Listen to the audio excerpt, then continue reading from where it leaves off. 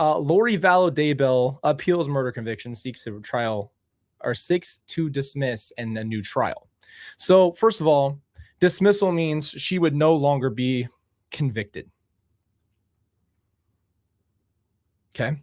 So no longer convicted, no longer a convicted murderer or someone who is stole or anything of that nature, right? She would just be able to walk free, right? Just come home, come on home, mom. Just come on home. We all miss you, you idiot.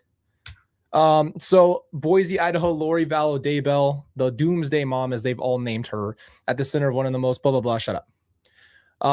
We already know what she is convicted for. Now she's saying there were structural errors. Now, what's interesting about this is, you guys know, she made it very clear in every single interview after, is that she was very clear that she feels like everything that the judge did was wrong. He was a bad person. He was doing all these horrible things to her. He was making everything harder for her. He was a bad judge. I think he was a great judge. I don't think you could have asked for a more patient man on the planet Earth. I know I don't have that patience.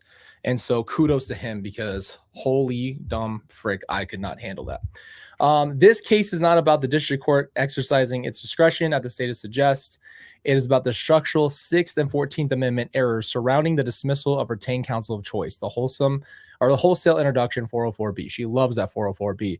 Evidence to shore up a weak case and failure to honor a defendant's repeated and firm invocation of her speedy trial. So she's very upset, as we all know, that she was not immediately put on trial. Okay. She's mad that she had to sit in jail. And then she wants to tell you about all the stuff that happened with the teeth and all these women that are working out with her. You know what? I actually have something for her, and I'll play that in a second here. But absolutely ridiculous. And obviously none of this is reality. So the filing also argues the conflict with the issue was shifted in Chad Daybell's separate but related case after Lori Daybell's case was severed and stayed. It says that her attorney attempted to participate but was prevented from doing so, and that was what the court relied on that process to remove him from her case. She should have just represented herself the first time. You know why the frick she did not, ladies and gentlemen, is because she actually had a slight chance that she might not be convicted for the rest of her life. So she wanted a lawyer there. Once she knew she was screwed, she said, F it, I'm going to be my own lawyer. That is why we are here. I'm telling you right now.